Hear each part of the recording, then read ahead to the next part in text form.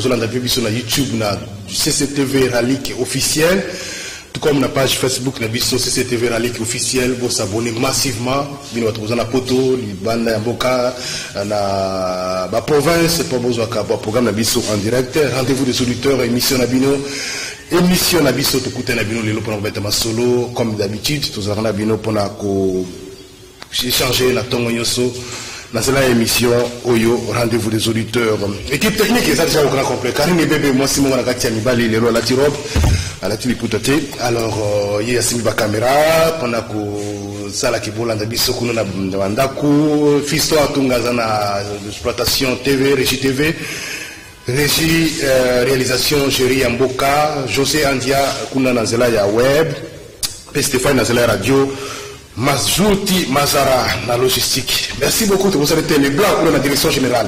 Alors, deux invités dans le lot, Tobet Masolo, il y a visite, il y a Moukonzi Amboka. Président de la République, il y a comme tout à l'heure, on a hôtel de ville, pour la Rosolo Masolo, Italie, marché central, on dit qu'ils ont continué toujours comme ça le débat. Alors finalement, peut-être la présence dans les lots, et qu'on mettre les deux parties ensemble, ou pour payer sa lumière dans la Cambouana, il y a marché central. Tout ça, on a les lots. Makambetali pe ba dégradation ya ba bazela ba route secondaire ezobe ba kolonyoso banzela ezobe ba ezokufa les choses ça peut-être la base na embouteillage tout ce qu'on entre mikolo na mboka na biso notamment awana nyangwe nzela presque za coupé awana mushi kalembelembe nzela pe ezokoma presque coupé avant comme na pédiatrie kalembelembe donc to kumeka obeta masolo wango pe sokita ezomi to zokili makambo ya mbula matari gouvernement république est sorti jusqu'à quand la loi qui lobby les lots apparemment la discussion se poursuit toujours tout le monde premier ministre continue toujours koyamba lobby avec na ba clergé catholique sur na bango notamment pe cardinal Ambongo jusqu'à quand gouvernement kobima bon peut-être que fin la semaine on sait jamais honorable Mike Mukeba Mbote jamais là. Merci beaucoup ndenge au répondre à l'invitation na biso na tongo na lelo député provincial ya ville ya Kinshasa mi pensa moponami ya Lingwala cadre ensemble pour la République ou Moïse Katumbi nous appelons maître Yannick Mvumbi maître Mbote de projet média Mbote na ba auditeur et téléspectateurs ba belé wala na biso mito Mbote na co-débatteur na ngai honorable na. Merci beaucoup. Ndeko Yannick Mvumbi, vous allez porte-parole, il y a Arsène. Porte-parole et Arsène. Parti politique, il y a Justin Bitakura. Arsène, vous avez un président major apparemment. Merci Ndeko Jean Médard. On a 2 minutes pour faire ça là. On a 2 minutes normalement. Exactement. La ligne na yeli ça va congolais pour eux. Parce que par message des alliés belé. Mamakambu nyonso bozolanda pour le moment na réseaux sociaux.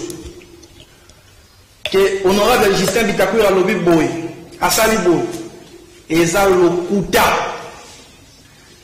Première précision, Justin Bitakura a un compte Facebook T. Deuxième chose, a un compte Twitter T. Ça c'est grave, hein? Bah message news sur les réseaux sociaux. Ce sont des fake news. Il y a des acteurs politiques en mal de positionnement politique. Bah on nuire l'image, pour ternir l'image. Ce n'est pas responsable et nous condamnons cela avec toute notre dernière énergie. Honorable Bitakura, c'est l'un des acteurs politiques majeurs à Mboka. À chaque fois, il y prend ses responsabilités. Merci. Il prend ses responsabilités. Il ne se cache jamais derrière les réseaux sociaux. Après, il y a un média traditionnel. Un ministre honoré a un compte Facebook, a un compte Twitter. Ça c'est la réalité. Bah continuons sur besoin de les écouter. Ça c'est la réalité. Bah le compte ça message à ma belle. Au cas sali mouton. Ce sont des mensonges. Ce qui a la chose généralement et très souvent, il s'adresse à un média traditionnel. La télévision, la radio, à s'adresser à Sims. Publiquement, c'est position politique. Merci beaucoup. Merci. Maître Yannick Mvumbi, merci beaucoup pour tes paroles, Arsène. Alors, merci beaucoup. Je n'ai pas l'honorable Mike Mukeba. Moi, minute Mibale, pour la. Tangai Kobanabana Lingwala, Toko Bundana Assemblée provinciale qui s'assapone à Matolo Batiao. na terrain Comet bana ya Kato, Louvre, Lac Moro, Itaga, Boza na Kimia na tiki likambo wana te na kobundela yango batiaki commission assemblée provinciale ya Kisasa toko sa mosala to sisi mosala toko dia sika rentrée parlementaire ekozala le 30 mars poto mo mosala wana liboso ya baninga yango wana kwa ngai moto na ali mokonzi ya commission na kokamba commission nzea koloba mingi réalité kasika o na koloba bango moke po batalisa makambo Gentini Ngobila kosala Kisasa po tango yambaki bapanzisa ngo bio akotia matolo wana po abungisa sika na kitaki na kei kotala kompani wana o bapesi mosala wana kompani wana kombo nango Focus RDC SARL kompani wana mokambi nango kombo na ye Olivier Endundu mwana ya José Endundu Bononge atie na kati ya mikanda o batie linzaka ye na gouverneur Gentini Ngobila te kompani na ye evandi na balabala Ngongolu Tete numéro 45 na commune ya Gombe tokei toke kotala esika wana avenue Lutete numéro 40 Ngongolu Tete numéro 45 na commune ya Gombe ezali ndako ya ye moko Mbutamuntu José Endundu Bononge tala kompani oyo bakopesa mosala te baloba te mpona kobongisa lingwala kompani ya lokuta esika balobi te bavandaka eyali siège na bango complicité avec moto babengi nani Ndundu nga nayebi so tata na ayebi to ayebi te nayebi te kati oyo namoni na miso na ngai siège adresse oyo batie eyali ndako ya José Endundu Bononge epe batie yango mpe na kati ya contrat le gouverneur de la ville de Kinshasa a signé ce document là botala mosala Gentini osala Ngomba Kisasa kompani ya lokuta na kokota mingi te na sina lobaki na koya tango mosala usia na kolakisa bana Kisasa ndenge Gentini azokamba Kisasa kotala tate makambo ya lokuta mokonzi ya Ngomba Kisasa jwa tie linzaka na ye ici à quoi ça mal et vendu en erreur par collaborateur à ça peut mutu ndeko soki bato oyo ya mosala ba ebo tala te po babikisa ba kotisa na bosoto ndengwana nani akokumba ngambo yote biso toyebi ba collaborateur ne to yebi ye mutu akamba Kisasa donc en parenthèse voilà très rapidement comme vous êtes député provincial semaine dernière c'est vrai que ça n'a pas fait beaucoup d'écho mais tout à l'heure comme dans les réseaux sociaux apparemment vous signez charte ce qui vous signez donc il y a union sacrée kuna mais vous en avez aucun entre bino to tiaki linzaka na union sacrée na assemblée provinciale ya Kisasa to komi tuku ba na mitano 25 tango biso to ko linga ko sidisa Gentini Ngobila kamati abengisi ba ministre provinciaux abengisi ba mandataire na ba député mosusu provinciaux po ba kenda ko signer ba tia linzaka na mokanda mosusu ya union sacrée eloko ni ele kana assemblée provinciale senge mokonzi mboka bango bana Kisasa bakongomani bayeba Gentini Ngobila azana majorité na assemblée ya iba tokomisa 30 députés bayokela kabei sikawa union sacrée eye na assemblée provinciale Kisasa ya lingaka mata majorité na wana ya FCC abongola yango ekoma union sacrée biso tokota na kati po makambo ya mabe kosama na Kisasa ça déjà député moko pa bisinga ki bango pe ba signer 30 députés 30 contre na lobi na yo parmi les personnes tokeni omale babi misa yango bato bazomela bango biso totie linzaka na moi sika ya alingi akoba na majorité na ye wana qu'est-ce qui fait que boyo kana te ye pa union sacrée te ya union sacrée ya solo te ya alingi Kisasa kende gande kende makambo nyonso akoya na ngona ya mabenga ya malamu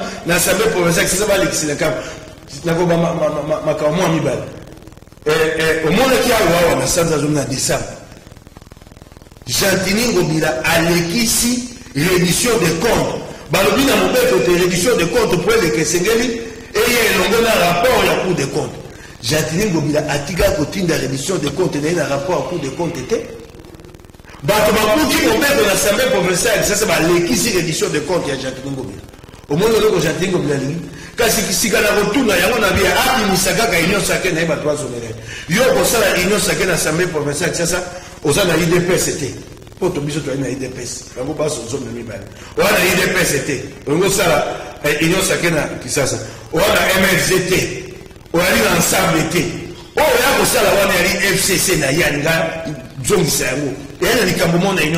Merci beaucoup. Donc, Eric, commentaire, c'est là que l'Assemblée provinciale. Mais visiblement, je ne comprends plus rien. Qu'est-ce qui se cache derrière Makambo? L'Union sacrée, les amis, des amants. Les députés provinciaux, c'est vrai, parce qu'il y a une initiative, passe à la déclaration dans le monde public, par contre, il y a l'Union sacrée.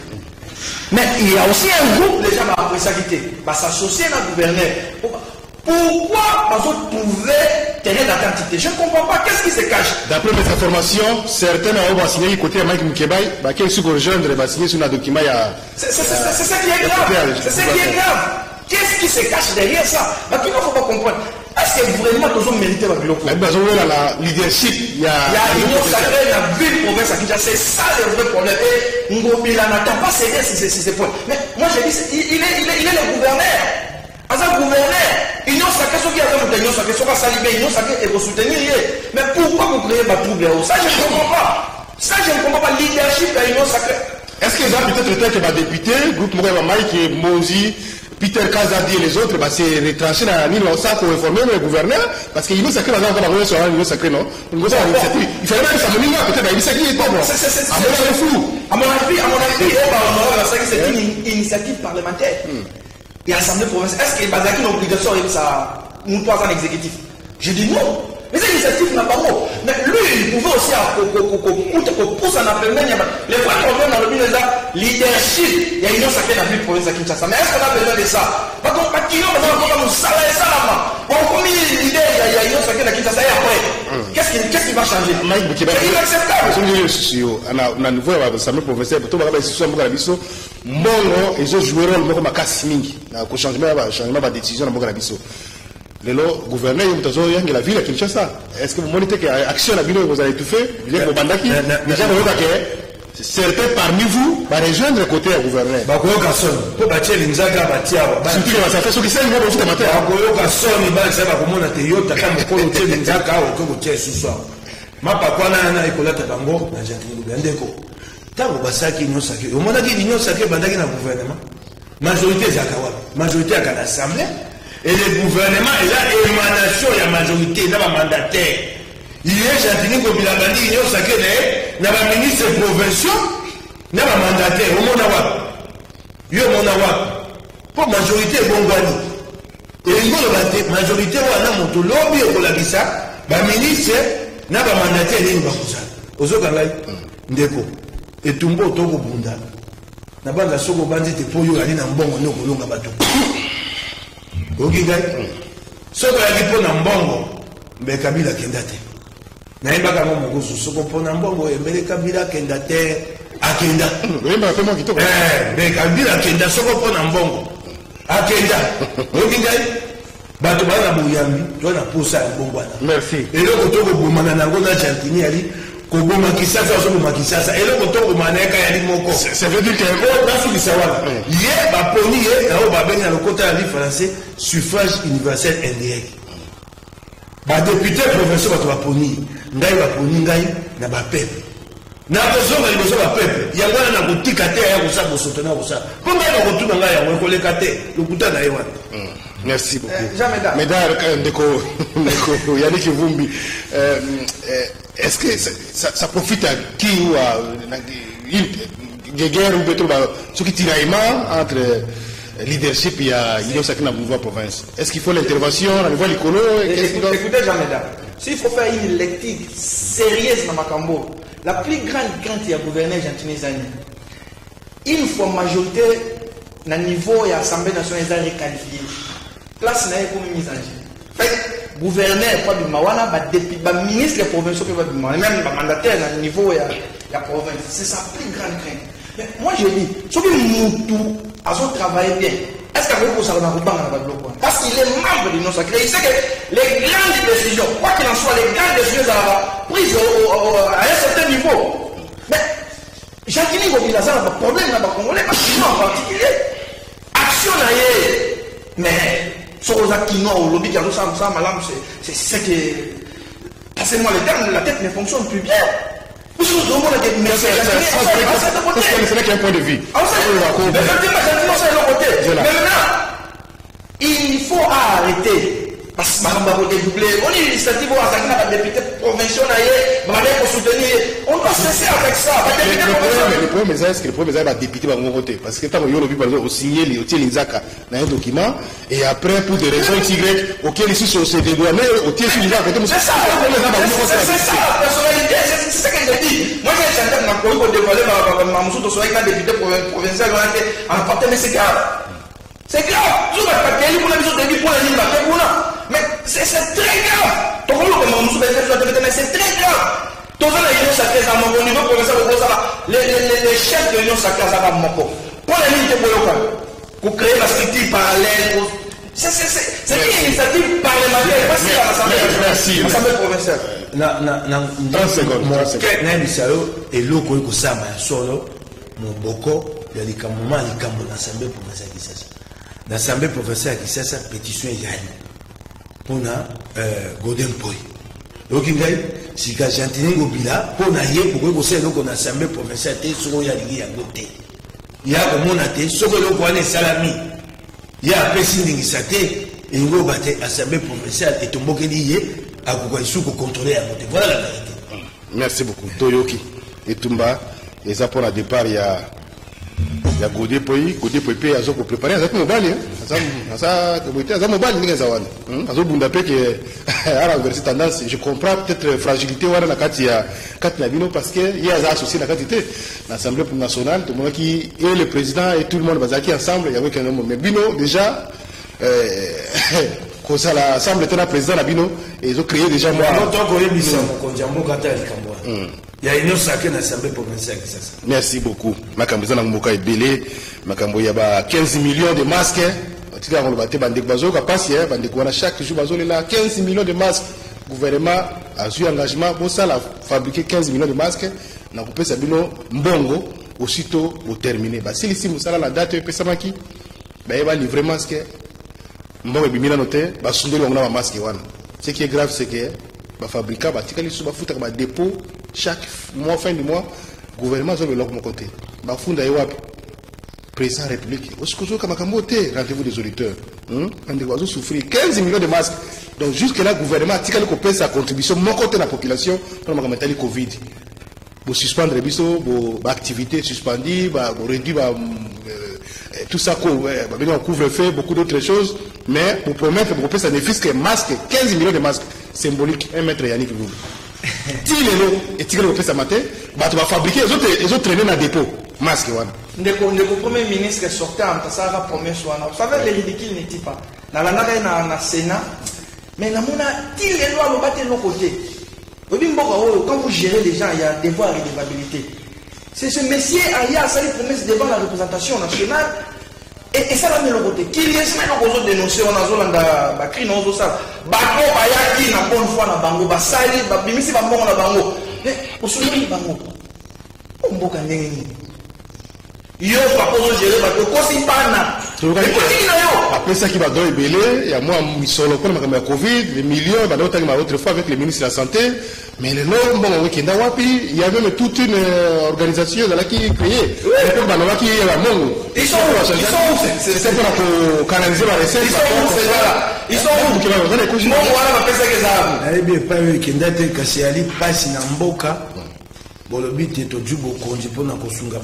où?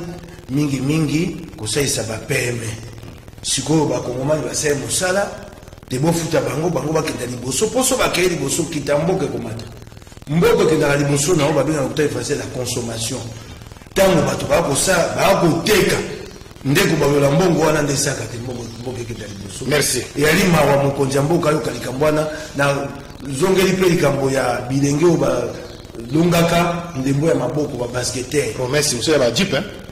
Banda mokonzi mboko la kaki bana wana mwa mituka na mwa misolo telelo bango wana bauti susu ko qualification na banda mbalo bokokanisa bango. Merci beaucoup.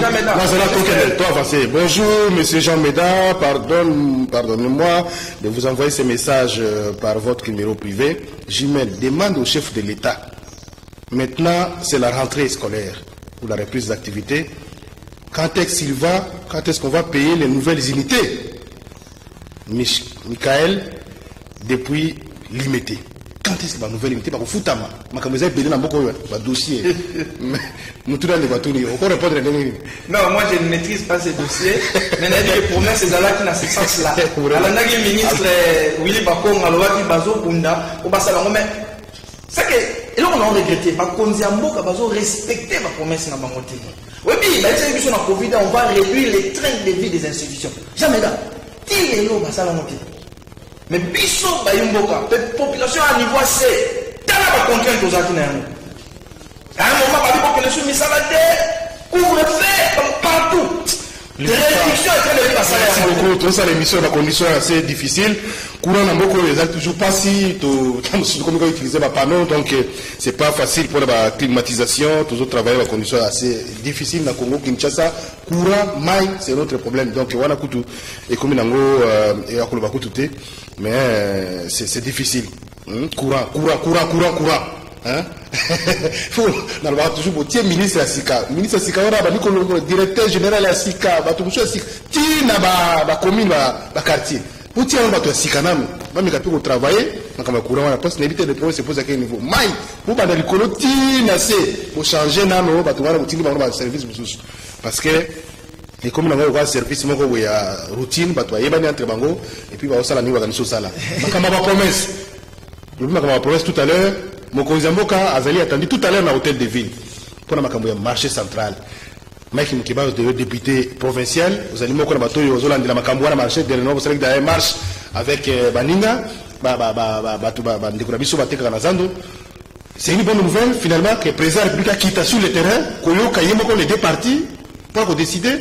C'est important. Mon collègue Koleka Awa et elongo na ba tata ba mama ba tekaka na zando to tie pétition nande ko na ngai Guilain to tie pétition pote tozwa ba signature 100 000 signature pote ba chacha tiningo bya pembeni na ko yebisa bana kisasa ba kongomani sika nyonso ko zwami lukani pétition na bocha nzaka yalika akona makambo zando te pétition wana yali pona kisasa ndenge yali kokufa bosoto solo nzele yali te bana kisasa bolukani pétition wana botuna botambola botia linzaka ekoka 100 000 signature to bongola kokamba ya kisasa olobi na ngai likambo zando na sepeli mingi tango na yoki lobi na pokwa te tata mokonzi akokita na hôtel de ville pour likambo zando eloko liboso na sepeli nini engo bate mokonzi azoloka bana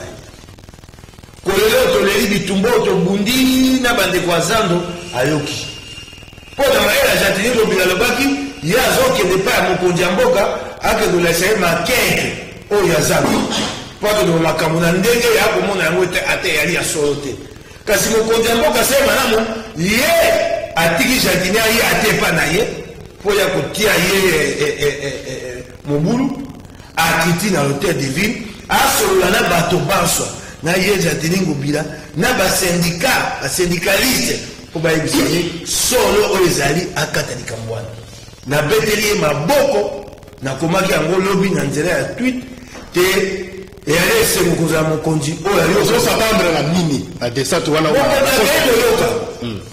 akei koyoka kokata likambo lelo kokata yango te akei koyoka nakoestime ke bainformation esi eleki aza nango ezalaki insuffisante akei yoka bato bango moko ayoka mpo makambo nyonso gentil azoloba na etandeke solo yali ata moke te tokei nao malemu ya likambo ya zando likambo ya liboso ata okobongisa zando moto alingi kisasa etika mabebo ya ete esengeli kisasa ebongo liboso tozwa makanisi ya kobongisa zando esengeli oyo bokotia bato ya zando wape yali kompani monene bato koto tuku misato na mitano to 5000 vendeur kompani nini eza na kongo epesaka bato misala ebele bongo tolukana no esika kotia bato ya zando aluki esika kotia bato ya zando te aye na tendeke abi na sina tie bango bisika lokuta solo ata moke te tokei malemi ndakisa abi na wenzarai avenue de libération capacité ekokota bato 3500 lokuta mokonzi ya mboka awa na wenzarai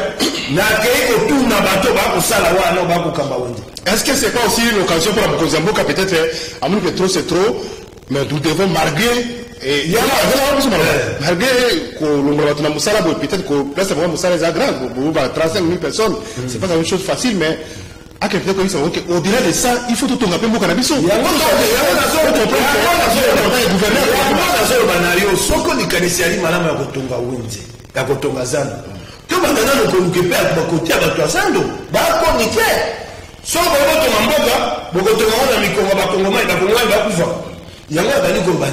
et donc, on a dit, c'est bien la vie. Tout le qui est là, on a batazan.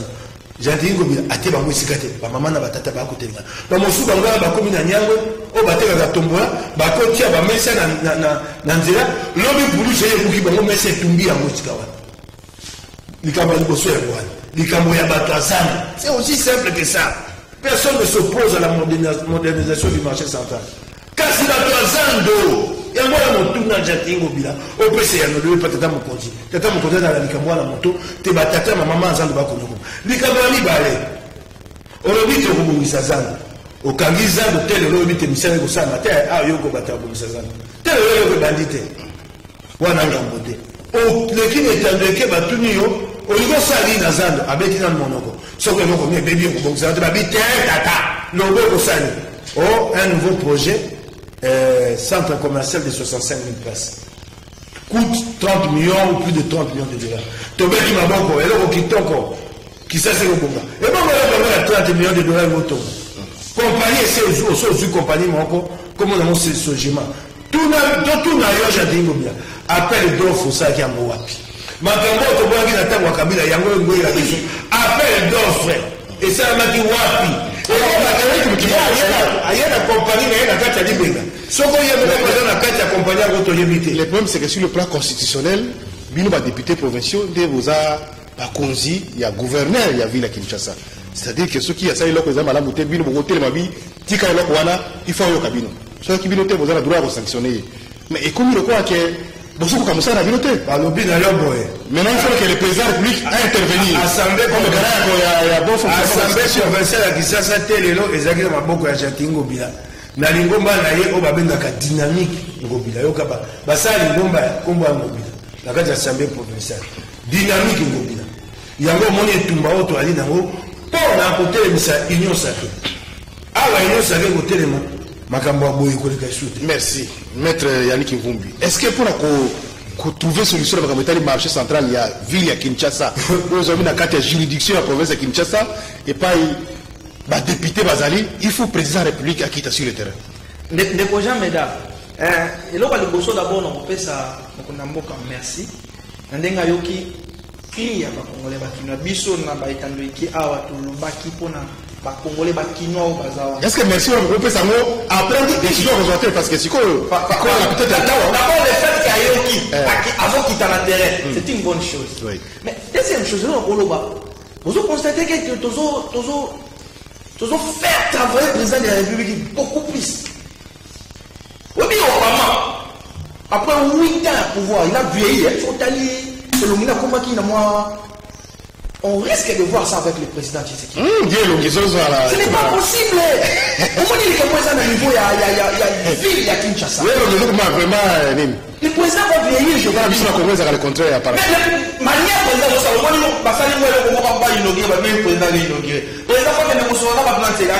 le président, quand il va vieillir. C'est pas bien. Comment je vois qu'il y a une logique de décentralisation parce que il a du pouvoir à la décentraliser. Le président de la République est au sommet. Décision il y a besoin, na éviter. Est-ce que vous avez une sorte il y a ingérence dans le fonctionnement? C'est ça le vrai problème. Mais n'oublie pas qu'il y a des garants du bon fonctionnement des institutions. Mais pas c'est une loba. Assemblée provinciale à Kinshasa, je crois deuxième législative. Deuxième. On a barreau. Mais combien de députés besoin exceller depuis 2006? Kimbuta Zaliwala. Quel mariage entre l'Assemblée provinciale et le gouvernement provincial? Les mêmes causes produisant les mêmes effets. Tout le monde a reçu le temps de l'Argentine à M. Godin. Et là, on tourne honorable. Mon Kondiaville, il y a un marché central. Nous avons cassé les défauts président, alors on a aussi il n'a pas compris ce problème. On est où là? Est-ce que les problèmes, il y a une faiblesse sur le niveau de l'Assemblée provinciale? Tout pouvoir de gouverner, au sein de peut-être l'Assemblée provinciale, et ce que vous tapez la proximité avec le président de la République, pour dire qu'il y a amitié, pas forcément. Peut-être qu'il y a un il a une certaine protection. Non, c'est ça. Moi, je dis par contre, les absence de personnalité, absence de personnalité, certains députés provinciaux. Au moins, quand on aura un député provincial, quand on aura la carte de l'Assemblée provinciale, il y a ce qu'on appelle dynamique Ngobila. Nous sommes dans quel pays? Les députés provinciaux, pourquoi il y a une dynamique pour un individu, gouverner soit-il? Nous sommes en population, parce qu'ils n'ont pas ça, les armes. Si vous avez dit que vous avez terminé pour gouverner, veste, cravate, président de la République, ce que le président a fait une évidence. À ça, la population de 35 000 bazar qu'on est là, ou bien à répondre au gouvernement, on s'en va moderniser. Et par ailleurs, peut-être moi, confiance en ça, pas gouverneur de ces je crois que le président doit dire rapport à Yantini, Ngobila. Probablement, il n'a pas été satisfait. Il a quitté la demande insistante de la population. Au moins, il avait déjà contre le fait que les balles ont la batouana, 35 000 bâtis à Baroua. Donc, aujourd'hui, au Salaka, celui de la mission Moussala et Sili, dans le limite de Gozo Mananda. C'est très pénible, mais c'est très difficile. 35 000, moi j'ai toujours l'habitude de dire, ne voyons pas seulement les 35 000, ce sont des responsables. Tout ça dans le africain, avec une nombreuse famille. 4 à 5 personnes derrière, il faut payer les loyers. Il faut vous terminer quoi? Bon, si, j'ai gouverné à penser qu'il a monté, à créer moi ma place pour ça, pour sa population. Ce n'est pas bien. Le niveau le plus haut, niveau gouverneur aux alliés, on résout des problèmes de président de l'Union. Merci. Sur quel pays? Surtout na Kinshasa, tu vivras tous les jours. Pendant que vous discutez, moi, madame Kapinga, madame Nangai, mon président, j'ai toujours moi tant que l'on fait sa maman Denise bisous, même qu'on fait un bouquet de fleurs à l'occasion anniversaire. Vous êtes toujours occupé de ce que moi, habité président, ça comme ça, comme le Kangaïté. Président, comme ça, vous avez le téléphone, la famille a passé par au travail, mais il y a ceux qui ont limité, tu connais à Négaline. Il y a ceux qui ont limité, tu fout dans le Négaline. So moni na travailler na okoma ça veut dire que na travailler parce que suna kalima mboko to kufa nzala mais il m'a ramonté c'est vrai que la charge à moka mais azana ba to travailler à copie instruction na téléphone à la liponti 12 heures et puis que bino ba kobima kolia mutu que ça normal mais carburant ça tout ça mais jamais dans le n'a pas ça raison il faut pas s'arrêter azana raison là mais extra pour yo mais le bien ça on a raison mais moi tant que ça va bien pas la maman tes ay parenthèse ma comme la biso azana ta mais l'ingé ça belé minimum habité faut to réglementer yango alors Mike Mukeba et dossier ndeko yani ki vumbe ba dégradation ba là, c'est vrai, ça est belé, mais dans d'autres échantillons, je crois qu'on a quelques images, on a tombé na bimi, na monimi tout que zo beba, banzela coûte pratiquement comme qui banzela. Et puis que Mikolo embouteillage comme il y a somme, donc 3-4 jours les lots, donc ils allaient mais Mikolo et comme ils sont terribles. Banzela Mouchi par exemple, Kalembelembe, ils ont presque, dans 2 jours, 3 jours, ceux qui vont ici, bon ici, Nzela wana vraiment ko exister sur cette bateau on les casse wana te comme tout comme qui m'a déjà ce qui na nyangwe donc Nzela za qu'est-ce qu'il faut à quand réhabilitation construction Nzela il y a ville na biso wana to wutu ko marché central peut-être que ba projet a peut-être impact visible pour monsieur Yangwana à quand Nzela qu'est-ce qu'il faut faire les projets meda qui nous nion so azobima ces derniers temps tongo pas comme la personne na musala zo lela. Et par biloko et ça la population alina ba konzi ya mboka de ko jamais da ba mbouteillage les a monstre les a dina ni j'ai échangé avec un ami avec singa ba caminer combien ben na Kinshasa faux une population qui a plus ou moins 12 millions d'habitants mais tu sais combien sauf que nos têtes de ville on va peut-être on aura besoin en plus et ça combien nous avons un problème sérieux des routes secondaires. Mais par exemple, caractère provincial, au gouverneur, ville qui sa foi pour Missana, gouvernement provincial, mais ça va remonter. Par où nous se commis, ni des poules, ma douceur, place Mobo, faut pas la 30, 40, même 10 habitants. De quoi ça mais lundi, n'a tiré pour la 10e rue, n'a su mon tour, qui n'a vu pour le commun vous imaginez, 3 vitesses à Mobo.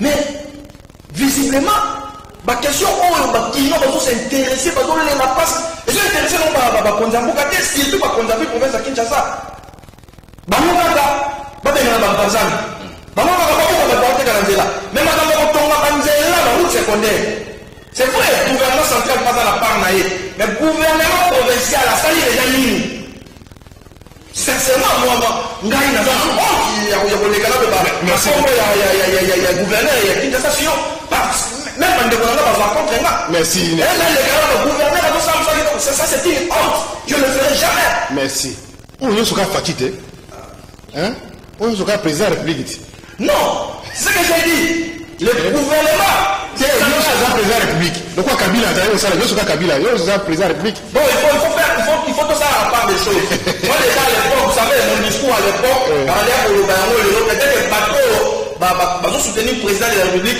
mais déjà à l'époque j'étais encore un peu dans le non il y a une décentralisation il faut qu'on responsabilise j'ai tiré sur Kimbuta oui j'ai parlé la vérité merci et puis risque d'amener situation va traverser surtout la logique congolais toujours président de la République, toujours situation est sa président de la République. Merci. Mike Mukeba, tout ça dans le cadre de la décentralisation. Est-ce que la nouvelle commune, ça fait une responsabilité pour le fisc moi, Zela, Mike Wana, la nouvelle organisation, la Bamboka, la Cantonage. Battre les loyaux, l'Assemblée provinciale, nous sommes au côté de la réunion sacrée. Ce qui est en bonne malade, mon est en bonne monté et pour quoi la moto ya mon côté en boca. Et qu'on a la yé. Au Gigaïde. Okolobate nzele kufi otangi awo painga na vandi na commune ya Lingwala kalembe muchie kufi nzele kufi mutu ke commission ke koti penetre bunga na kati ya libulu nyangwe na kutu nzele kufi libulu egoko bomba tanzo ko mobimba otangi banzela mama mi bale na Lingwala mais pona kasi pona la kisayo somo makambo jantingo bila kusala na etali nzela yo tangi na Lingwala na tangi lo nzela mibale avenue Tombabai liboso ya hôtel de ville esika magazine mo babengi yango Udine na banzo yebi yango Jimel nzela eza ya kokufa soko komi wana esika ya kolike realite liboso ya hôtel de ville na Tombabai nzela eza ya kokufa wana jadingo bila monite ya monika gazango monene liboso andako na ye moko ya mibale hôtel du gouvernement et si quand on a un Kinshasa bavandi awa na colonel Ebea et si que écoute na wangata nzeleza ya kokufa ya kotala libulu baluki ba kosate mikolo te ka babwaki mwa mabango ya mike babengaka gravier babwaki gravier sika wana gravier sali poto lelo le boulot zongi liboso ya ndako ya gouvernement likambo yali awa yali boye soko djumbo kozaki sasa moto akozwaka bokonzi eloko ya liboso kisasa abigalaka na bampako na ye Kinshasa ne vit que de taxes et des impôts esengeli kotia mayele koyeba ndenge kosala pote mbongo ya bampako wana emata ekome ebele napesi yo ndakisa sika basoko tuni jantini akoyebi soka ya covid nazonga no na nsima wana covid eyalaki te na 2019 mpako oyo babengi vignette yali mpako ya mituka ndeko na ngai abi mituka lelo na Kisasa c'est autour de 500 000 voitures mpako oyo babengi ya mituka vignette 2019 taux de recouvrement soki otali bafuti mpako te wapi taux de recouvrement de la taxe vignette, moins de 10%. Tu as dans 500 000 voitures, mis tout quoi le footing papo et les 50 000. Qui sont ces Bongandais? Il y a un gouverneur, avant d'aller, il y a un français, culture de la cueillette. D'abord qui se focaliser au foot la maximisation des recettes de la ville de Kinshasa. La ville au taux de recouvrement à taxe vignette, moins de 10%. Tokei, Mpako Babengi impôt foncier. Pour pas que tu aies un accès à l'Ibali. Ou écoute ça comme beaucoup de bébés. Impôt foncier, n'a impôt sur les revenus locatifs. Irène. Ndeko. Qui ça c'est tourné dans la foutée. Bamboka Moussouaka, Batomi Nimba, Bakol Mapam. Le coup a vu ce awa, crédit à la carte, au salaire réalité, Bafoute l'indé Baliké Bélé. Ndeko. Soko Kamati qui ça mobimba Oyo, Olobite Oti a Penza Moussala. Quand le pas de Nyoso, Afuta il y a 100 ans sur foot, 100 ans sur foot. Oui, il y a 20%. N'a pas besoin d'accès à l'Iguan de Toalia. N'a pas foutu la IRE, mon toté. Tant qu'on va appliquer un mot, comme si on est là, c'est ça. Ce que tu m'as dit, Mizimboka, tu vas voir Batina. Attends, les lignes, il y a 20%. Quand il s'est si cool, tu vas foutre à Banda, appartement, il met des taux d'ici, quand on a pas dit voilà. Appartement à $500, il y a les gens qui ont $100. Dès que ce qu'on a dit, il y a le roi d'Agnos. Au petit déjà comme un coquille, tu vas foutre un malade. Dès que millions de gobimans, ça va, c'est ça. Parce qu'il y a qui ça, mon temps où ça, Azan a vision de merci. Azan a programme terre. Merci, Mike Moukébaï. Azan a programme terre. Bien, gouvernement est bonjour, Jimel. Pesa Mike Moukébaï. Allo, Bela, ville à Kinshasa. Joatiningo Bila, a commis sa ville salité partout. Bafoulou, Moukolonini, Bakolongole la biso, ye, Batia gouverneur Moussoussou. Biso à wana Kinshasa pour na tous. Voilà. Donc, Maïk Azara, vous rebellez, vous rebellez. L'honorable Keba Alobi, c'est très important. Ma grande mission qui est dans le pays, ma ville est tombée dans la taxe. Impôt sur les revenus locatifs, impôt foncier. Mais le vrai problème à Congo, il y a Congo, c'est que les Congolais ne peuvent pas foutre la taxe. Mais pourquoi les Alani, ceux qui ont foutu, bon, on va ça de nos côtés. Alors, nous devons décourager. Nous devons décourager au foot à terre. C'est-à-dire, le foot, à un changement, il y a. Mais nous vivons avec nous avons son frère, peut-être son frère a commis ministre, a commis gouverneur, dit que sa vie change. Alors, nous devons aller au foot à pas dans la courage, nous ne fout pas. Même pas Vinette au foot. Biso Zara, donc, ministre était, Biso communauté. Donc, on appelle ça moi, moi, mon cœur. C'est important pour nous. Dans les Cameroun de Goyanika, le monde est là, taxe vignette. Bah, tu vas vous foutre méditer.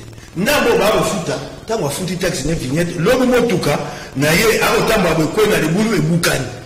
À vous foutre les secourages, c'est ça le problème. Merci beaucoup. Alors qu'il y a la possibilité de contraindre des peuples qui n'ont pas foutu la vignette. Biso va continuer, biso par exemple. Au pays, on va bien si bilo on a déjà. Faut qu'à ce moment là, quand même, tout quoi. Donc, vous t'amène. Merci. Yannick Mvumbe.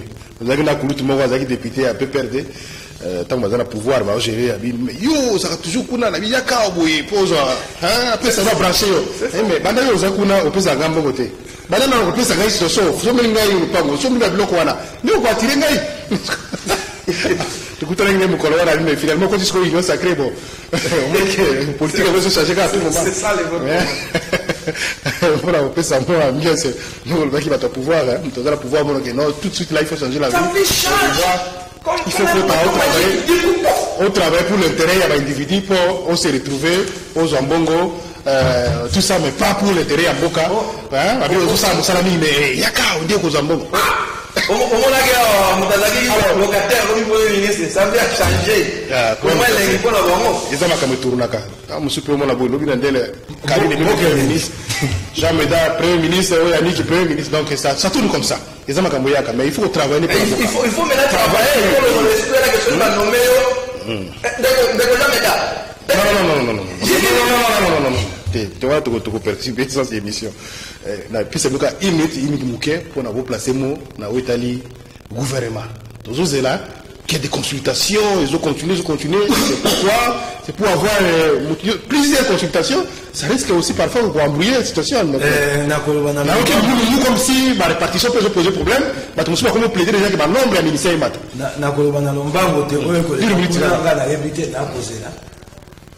Tukutala ndenge kubima na banza te bato banso bakokana na lingo bakisa likambo moko ya moke na ngumba kisasa tant on a vu ndakisa ya taxe vignette tala Gentini Goubelaza mokonzi bato so ba kotambola mituka na bango bakomi laisser passer présidence de la République, laisser passer presse, laisser passer FARDC état-major tata laisser passer aux okenda wapi okenda wapi mikolo so tongo poka tongo ne pas makango na yo laisser passer so ba ba tout de ces vignettes ami yo tala liposo laisser passer et c'est que pour ça biloko wana kokata biloko wana ba laisser passer wana bato zongo wapi na pesa ka bango okoti na ndako na yo obeki na ordinateur na yo laisser passer premier ministre primature si on ya tama vignette so ba tele misi ochi yo okomona kula liboso te c'est que ko pekisa biloko wana ngula matari tozoze là. Est-ce que les avant rentrer parlementaire, c'est possible? Consultation, on va continuer les sous quoi? Toujours, gouvernement compliment. Ce qu'on va te montrer sur la base à l'ébélité. Et ce qu'on va mettre les lits pas c'est très monté pour aller bélé. Gouvernement est déjà mal monté. Tika bakenda. Et le côté au Sénégal débat ça dans l'ombango. Avoir rentré parlementaire et aller pour ce koya. So si c'est un poste pour y avoir la mission locale. On a pour Senga, ça m'a le coup. Pour ce va bandir au tatabana. Il y a gouvernement, apparemment, ça pose un problème pour la gestion de l'ambition. La carte est non sacrée. Il n'y a pas si. Batobélé va s'arrêter Moussala, on va se retrouver, mais entre temps, non, mais Batobélé va s'arrêter Moussala. Moussala va s'arrêter. De quoi mon ingénieur a Élysée, député à Zone, il habite au Salé Moussala, mais il faut tout le monde clair. Pour la Élysée, a bondi et Tumbamini. Voilà la parenthèse. Bisso Batoto Bundi et Tumbana Kisasa. Pona Elembo. Yambongwana. Toi, on a posé à commander. Kassiara, c'est quoi? Il y a un désert. Pour certifier Batognon Sowana. Ça pose problème. Ah, il y a un bibou. Batogosé, Babagosale Bélé. Si on veut le merci beaucoup. Ambongo Azranto le Silobi par Premier ministre cardinal Ambongo Mbote kuna la 12e heure limitée. Nous avons bandeko bele kuna basango balanda émission rendez-vous des auditeurs liévin honoré Moussala parce que bele wana parce que bele basango musu baza très politique. Alors on peut banga balanda ba débat et opinion. Alors ndeko Yannick Mvumbi Mbula Matari dans mon condition, il faut moi jeunesse, il faut jeune bazar rebelle, vieux tout ça. Mais au moins que mon monsieur à côté monsieur Botama, azar ma qualité malam. Mais azar chance aux anommés, mais âge pour ça. A commis 65 ans, 70 ans. À tout cas le travail, mais il est quelqu'un azar nous trouve même changement. Est-ce que ma renommée était parce que azar jeune parce que est-ce que c'est un critère vraiment objectif? La jeunesse est un état d'esprit. Bah normalement qui va gêner un gouvernement il y a bah gêne est-ce que va ça bilan là il y a des ministres jeunes plus jeunes d'ailleurs bah qu'est-ce que ça va jeunesse ça c'est un faux débat pour y avoir faux jeunes non vous allez apporter quoi c'est ça le vrai problème est-ce que mon tout était là mais dit comme le gouvernement va taper une mini et comme il mange une mini tout comme il a l'état non moi j'ai dit que c'est vrai dans un contact n'a pas puis le premier ministre était. Mais du point de vue,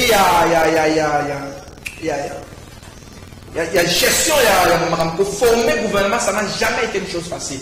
Surtout dans un pays où il y a un parti politique qui a gagné l'élection, il a toujours passé. Mais on dit qu'il y a toujours courir derrière l'État. L'État n'est pas notre allié. Le président de la République, à sa vie, il a 2 ans, il a eu 3 ans. C'est pratiquement 2 ans. Les Congolais vont se libérer. Alors, on n'a pas dit pour eux. Ce n'est pas important, le gouvernement est malheureux. Non. À mon avis, j'avais proposé au gouvernement du matin les 14 ou même le 15. Comme ça, rentrée parlementaire et salami, matière parmi ma matière et on va retraiter en priorité, investiture au gouvernement. Donc, celui du président Boubolo Gabisso, gouvernement du matin les 14, à la limite les 15. Comme ça, comme ce sont tant dans la rentrée parlementaire, et puis 2 jours après, on peut convoquer une session, va investir le gouvernement comme ça, par ministre, va compter en fonction. Les lots sont va nommer, va compter en fonction de l'autre. Il faut passer à l'État, il faut continuer la garde du corps, ça va coûter à l'État.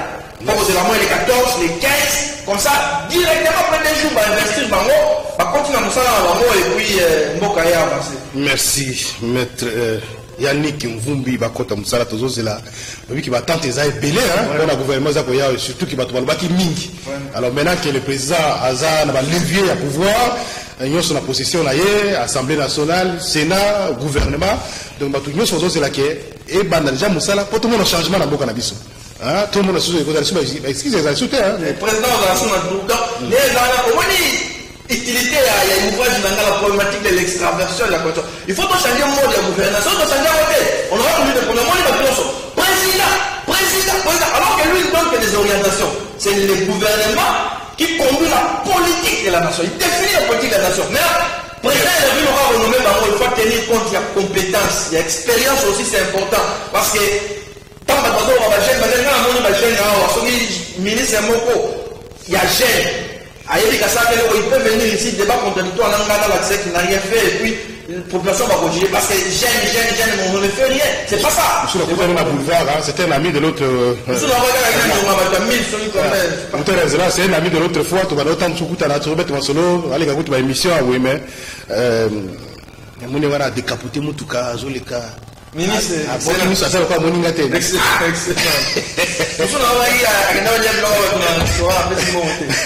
C'est pas si c'est vrai. Bah oui, on est dans Grivellerie. Voilà, grivellerie. C'est pas possible. Si c'est vrai. Non, ça c'est. Il y a aussi les coups politiques qui arrivent. Parfois, c'est sur les coups politiques.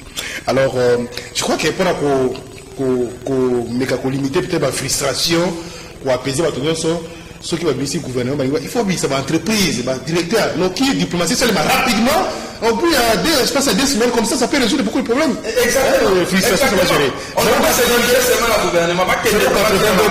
33 749, l'autre bout après belé, mais je crois que le point principal, la mission d'aller descendre à Mokozambo, pour le marché central, et puis sortir au gouvernement à Caen, tout ça là, et voilà.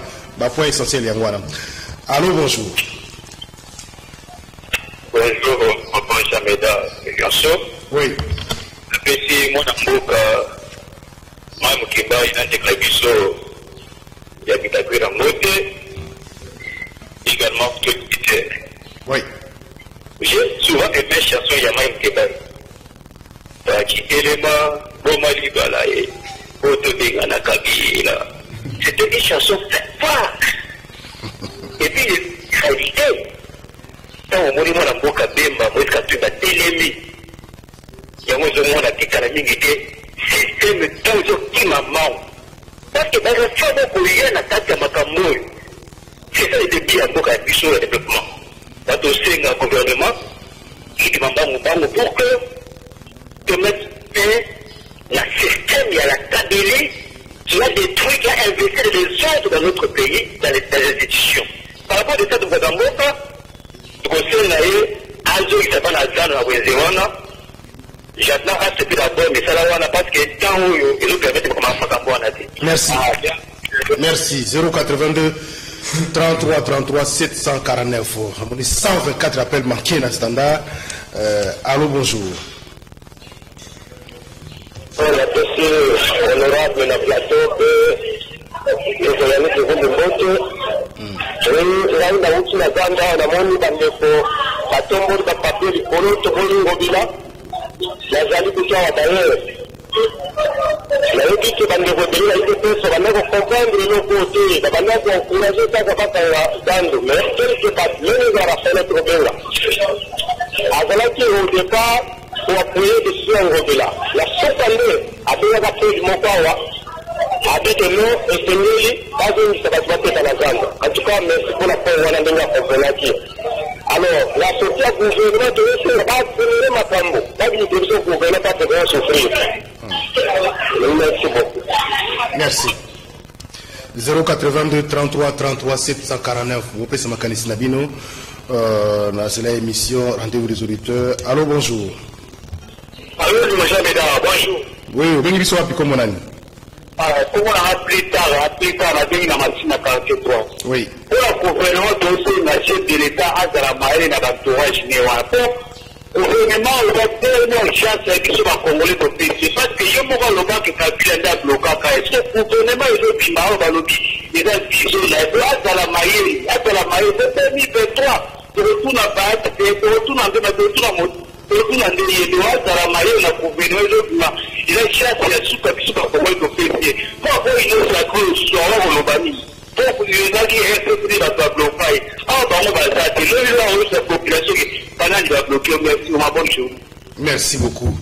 Tous appelle monsieur rapidement. Entre-temps, on a vu sur la régie, vous me un message, il y a YouTube et puis Facebook. Allô, bonjour. Oui, bonjour, bonjour, papa. Oui.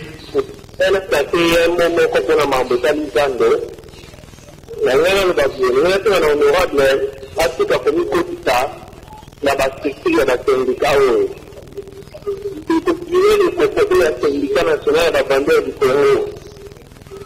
L'affaire au de Moukébaï a tout naïe. Dit que nous devons attendre la Canada, elle loin à Brie. L'explication d'un Watika n'a pas à Moutouana, après ça Moutouana pour naïe. L'Ingaï collectif Douana. Ce qui a été tombé, le Bénin n'a pas rendez-vous de auditeurs. La première chose que la plateau, la première de faire un aïe, le propriétaire syndicat. Dit que la table de la Canada, on a été le tête, on a été comme on a été dans la boue. Ce qu'a été le Bénin, à la sécurité, la petite mobilité à Moutala, on aura de l'État. C'est la gouvernement professeur de ça, on t'a mis dans l'obligation haute. Merci beaucoup. Ndeko Nabiso, Molandi a rendez-vous des auditeurs pour nous évoquer Makambuya Mutukanayo. Ndeko Peso de Faki Mutuka, qui a un foot à Nyongo. Foot à Nyongo Yabatou. C'est pas bien. Allô, bonjour. Allô. Bonjour, comment on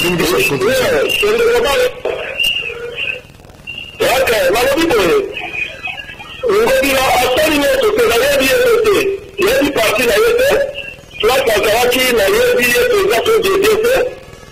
le service d'accord sur toi. Vraiment, pas de chance. Par rapport à la Jimbuta, de comment il me travaille, on la qualité en mec. Alors, ça, la même ça. On n'a pas de temps, on n'a pas de mètre. C'est comme du mètre qui va côté dans le là. Nous, on a fait que des gens de bébés pour nous. Donc, tu vas connaître de la réunion. Mais on a fait du bébé dans le pied. Par rapport à l'heure de toutes les gars là-haut, la valeur, mais le temps, la monnaie pas de chance, sur les gars qui gagnent. Merci. Namonito, tant à quelques messages, oui, comme il dit soit, oui. Ils ont les compétences notoires avec les pouvoirs ici, chef de l'État pour les marchés. Donc, s'exclamer, président, franchement, union sacrée, Yangoana, Yangoyo. Ndeko Papi, Abituna, Ndeko Mukiba répondre. Bonjour papa Jumel Tango Bazo, féliciter président pour sa descente. Bongo Makamboya, ba province Moussous, Akosala, Kaka, la même chose. Espoir et ali vraiment na union sacrée. Mutuna na honorable Mike Mukebai. Monsieur Jumel, salut, c'est Jafet Mwimba depuis Ngalima. J'allais juste savoir pour Kinshasa. Donc je comprends que Kinshasa n'a pas la chance d'avoir de bons gouverneurs et de bons députés, c'est ça sa question. Papa Tozo, c'est le gouvernement et Bima. Il n'y aura pas d'excuses sur ces points. Social, santé, logement, éducation et infrastructure, s'il vous plaît. Lembi, Papa Jimel, Links Mboudi. Voilà, alors, Mike Mukebai. Nalombango, naoki ndeko moko alobi te syndicat, soko bwana nyongona ndeko syndicat etali bisote. Ngai na ke tumbo pona ndeko syndicat wana te, na ke tumba pona bana kisasa bakongomani musa bapesa ngai. Ya liboso. Ya mibale ko tanga balabala elengesa. Sika mibumi bale yango jantinya okokisa. Elengesa c'est combien de kilomètres? Donc en 5 ans, au bino moni ya kotia liboso balabala elengesa 6, 7, 9, 10 km. Tel le babanda bandi ko sala bona facilité. So basali lelo le batele mbongo etali. Basali lelo taka mwanzela moko wana. 2 ans yango ndebi moko bate akosa. Na ndeko mosusu alobi bandi makasi ngobila ko samusa ndeko baloba katete ngobila ko samusa. En 2 ans, Ngobila Sali Loko Boye, Abongisi Boye, Abongisi. Mon salaire, nous y au monde, Ngobila Sali, au Bissopas, on a qui ça te monité. Yo vani wa pinde konanga, n'a pas comme on entend à Misuku. Balinga balala kanafulu, awa na sayo. Sole Makabango, yo pa ya ola la kimia, awa na sayo. fulu tala monene na mitu na kabande kwa basaka ndenge nini ngobila yaka na ma campagne pa bato mbongo na isbal alali kinya bangi ba kula na fulu oko ya kuluba na yebi ndenge bosa kune pa ngobila mais sauver rendez-vous des auditeurs bandi boza na bato na bino ba kutwa mo eloko po ba bengaka lokuta na bino. Merci Mike Mukebai. Jimel Tuna Mukebai Kabila azongi déjà alobaki alobi nini parce que avant de la qui émission Mobimba on a koloba Kabila akimi to komi wapi ndeko papi les intérêts de Ngobila le gouverneur Ngobila et le ministre de l'Intérieur Kakonde les Kinois payent les prix dommage wana ndeko René Mvumbi azala sérieux kala ezala ka nyoso Kabila même yemoko Mvumbi abandaka ko belela makambo ya Kabila embouteillage Kabila sikoyo ezanani tunaye. Bonjour Jimel, veuillez dire à Mukebai, il a bien montré sa couleur politique et régionale. C'est M. John Macrisi. Bonjour Jimel, Mike Mukebai exagère. M. John, oh, alors Ndeko Yannick, conclusion là, rapidement une minute. Ndeko Jean, mesdames, nous avons lobby qui est Nabané Kolobara Kabila, c'est-à-dire Nabané Kolobara, c'est faux. Une minute là, tous. Mais il y a une interpellation de ça lobby, avec le président qui dit na Kinshasa, on a ma province sous à région pour dire que toujours biso va Congolais nous avons l'obligation de protéger le président Nabiso. Nous risquons de voir un président après 5 ans à vieillir, ce n'est pas bien. Le président a une attribution de Makambouya va gouverner. Ils sont des hommes intelligents. Capable de passer dans le baro, dans le Sili, ça peut le baboué. Bateau, bateau, ça là, fake news, na combat honorable Justin Bitakoura Batika, ce n'est pas responsable. Grand-mère, ça va moi. Grand-mère, madame, ce n'est pas responsable et il a si publiquement ses positions sacrées. Donc, ça va la parce que vous ne pas nommer le président. Merci beaucoup. Ce n'est pas intéressant. Merci beaucoup. Quota et après, c'est président de la santé. Ça m'a beaucoup de quota et ministère de la presse. Vous avez cette. Ah, quota, vous avez na c'est ça que il y a Serge Kabongo. Tire le de mété. Nous sommes sous tout ça nous va vraiment. Et sous Kabila qui fait il y a déjà à zone même moi qui suis de la route de c'est ça. Par exemple, il n'a pas Magui qui est là. La mort à la président qui de chaque jour dans le bureau la mission on retourne à dossier. C'est ça qui tire le ça le matin. C'est un gars de bataille pour passer ça. Glissement c'est glissement pour n'avoir c'est glissement. Na ba régime intérieur mais ça bien na beaucoup. Mbote na bande balandi biso na sonance baza belé kuna déco tout ça merci beaucoup de te écouter Kabi ko kali kamonga moteur to komina soka Mike ndeko aluma kamba bikolo ndeko matika ndeko il faut insister sur ça il faut insister sur ça merci c'est pas bien que ça va message sur